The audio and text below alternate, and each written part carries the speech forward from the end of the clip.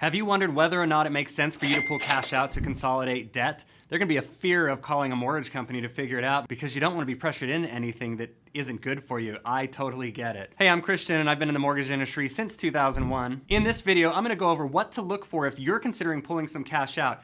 I promise no pressure here. I just want to give you the facts so you can decide what is best for you. If you know somebody who needs this info, please be sure to share this video with them. Now, there are two reasons that people pull cash out of their home to consolidate debt. So one is to save money on interest and the other is to save on monthly cash flow. Now, these are two very different reasons and you'll need to consider a few different things depending on what your reason is. Let's start with the number one reason most people do this, and this is to save on monthly cash flow.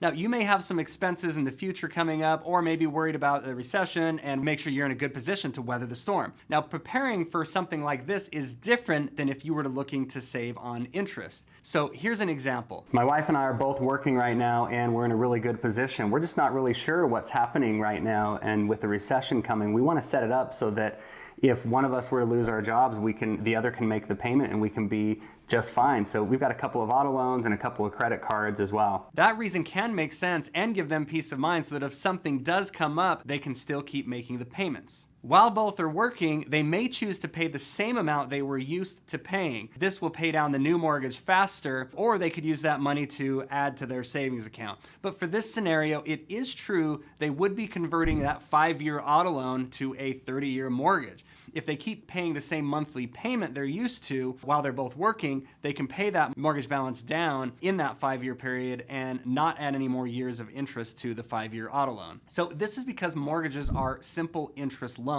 which means that interest is charged based on the current balance. So if the balance is paid down faster, the interest charged is lower. Now, if one of them were to lose their jobs, they would still have the flexibility to make that lower payment until the other person were to start working again. So if you're using this strategy, it's always best to do it before you go late on any payments or have any reduction in income.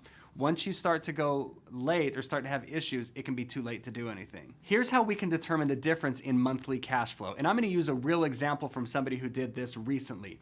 The original mortgage was $939 per month, and there were auto loans. There were 2 auto loans, which totaled a total of $1,617 per month, and some credit cards that totaled $509 per month. So this added up to a total of $3,365 per month. Now, after doing a cash out refinance, the total payment on the new loan was $1,330 per month, and everything else was paid off. So this resulted in a monthly cash flow savings of $2,035 per month. Now, depending on the interest rate of the new loan and what you roll in, it's important to consider that this may increase the overall interest you pay over the life of the loan, or for the full 30 years. Also, you'll want to make sure that you don't take any of that extra cash flow and go buy a new car.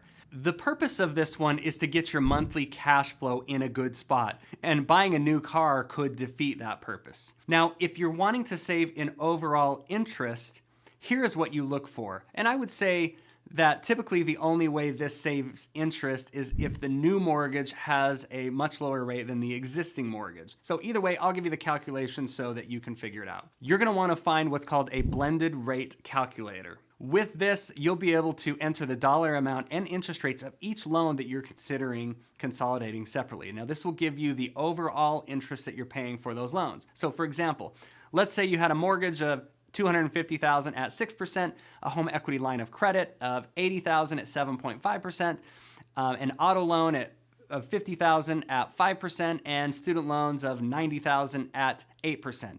This gives you a blended rate of 6.532%. You'll want to make sure your new mortgage has a rate much lower than that in order to save on interest. Now, be sure to factor in any closing costs that you have to pay in order to refinance and get a lower rate. It's also a good idea to make the same payments you have been making. So if you've been paying $3,000 for a month, for example, and your new minimum payment after refinancing is $2,000 per month, keep paying the $3,000 per month and it will save a lot more interest over time. So see, no pressure here by watching this video. If you want to know other options for pulling cash out, be sure to check out this video right here, and also be sure to like and subscribe. Thanks so much for watching. We'll catch you on the next one.